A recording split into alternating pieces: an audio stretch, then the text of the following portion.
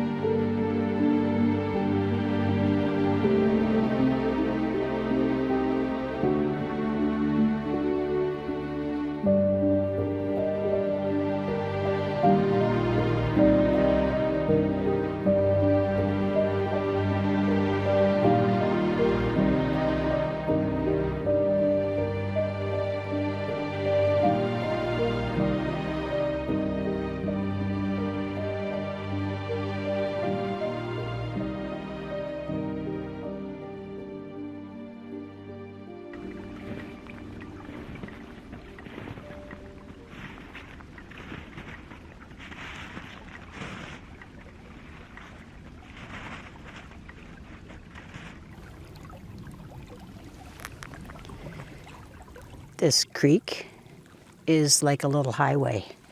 You can see tracks going across it. There's spots where there's open water, where the rest of the surface is frozen and retains the tracks. But where there's open water, this is where animals can drink. If they're animals that are aquatic, this is how they can move into the water, move out of the water. So it's fascinating to see the kind of activity that goes on here in the wintertime, most of it taking place during the night.